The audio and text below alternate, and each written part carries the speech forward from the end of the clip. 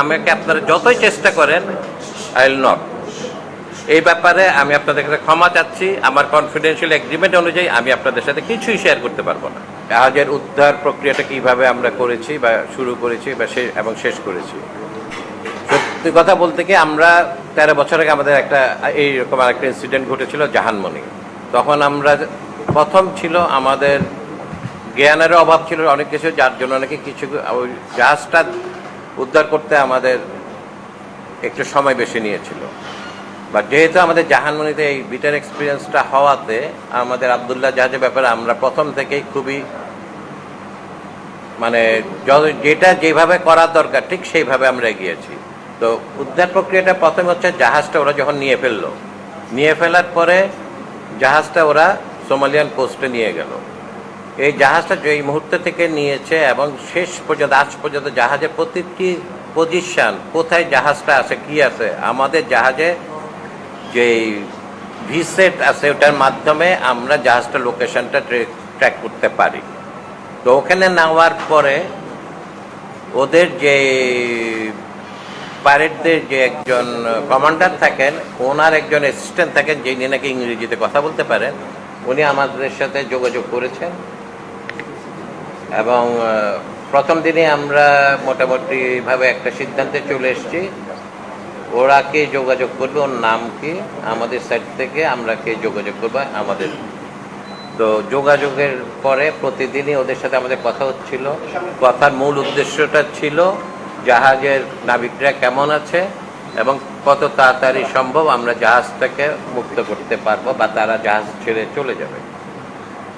এই কথাগুলো যখন আমরা করেছি, যেহেতু আমরা ইন্টারন্যাশনাল শিপিংয়ের সাথে জড়িত, আমাদের প্রতিটি ক্ষেত্রে ইন্টারন্যাশনাল শিপিংয়ের রুলস নর্মস মেনে চলতে হয় এবং প্রতিটি ক্ষেত্রে আমরা বিভিন্ন ধরনের অর্গানাইজেশনের সাথে আমাদের যোগাযোগ মেনটেন করতে হয়।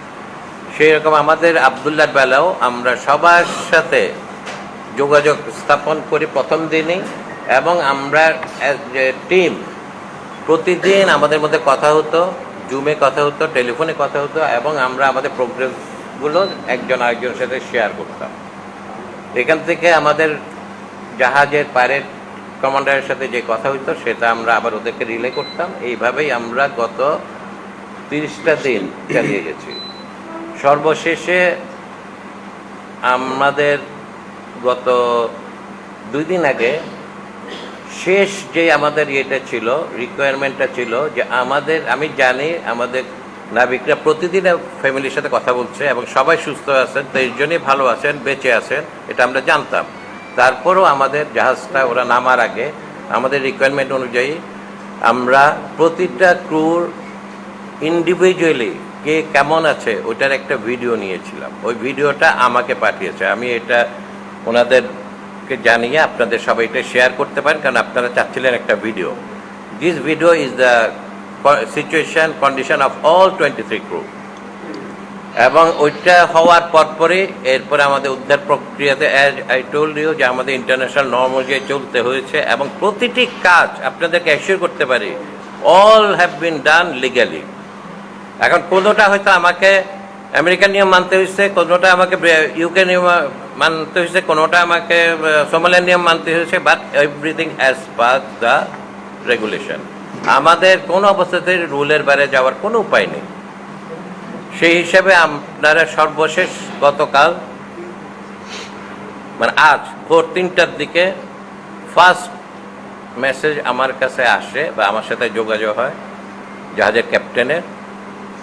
ওরা 65 জন ছিল জাহাজে, 9টা বোটে করে তারা জাহাজ থেকে চলে গেছে এবং এভরিবডি যারা ছিল জাহাজে ওদের সবাইকে স্পিকার ফোনে জানানো হলো এবং সবাই খালি অনেকটা বলতে পারেন কান্নার মতো, and grateful to SR shipping, grateful all our people who had been working for this. সবাইকে গ্রেটফুল জানিয়ে এবং সবাই বললো যে স্যার ইনশাল্লাহ আপনাদের আর কোনো নেই, আমরা রওনা হচ্ছি এবং যা যা করণীয় এরপরে যা করার এরপরে আমরা ওটা করবো। জাহাজ দুবাইতে গেলে হয়তো 20 তারিখের দিকে পৌঁছাবে।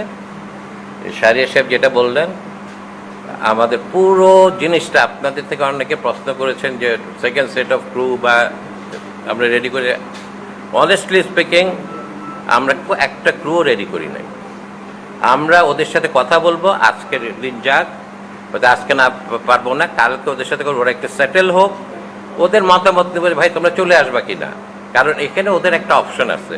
আমরা জাহানমণি আর এটার মধ্যে পার্থক্যটা কি, জাহানমণি 100 দিন পরে রিলিজ হয়েছিল, তখন আমাদের ক্রুদের ভিসা দুবাইতেও পেতাম না, তারপরে আপনার ওমানও পেতাম না, ইভেন সিঙ্গাপুরে পাইনি।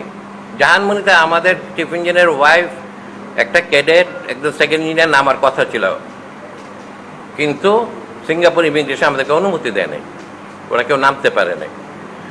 আর 2 নাম্বার ওরা 100 দিন ছিল।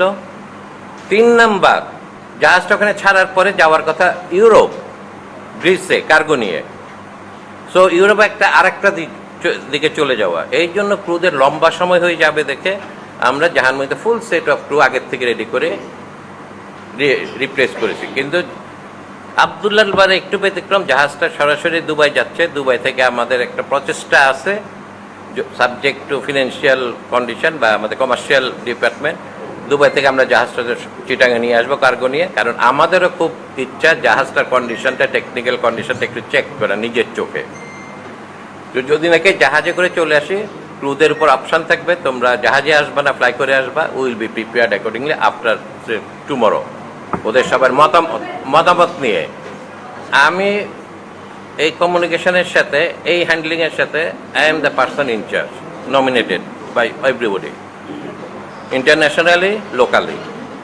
আমার সাথে ওদের একটা কমিটমেন্ট আছে যেটা নাকি confidentiality agreement, not to discuss about ransom. So আমাকে আপনারা যতই চেষ্টা করেন, আই উইল নট। এই ব্যাপারে আমি আপনাদের কাছে ক্ষমা চাচ্ছি, আমার কনফিডেন্সিয়াল এগ্রিমেন্ট অনুযায়ী আমি আপনাদের সাথে কিছুই শেয়ার করতে পারবো না, কারণ আমি এটা সাইন করেছি।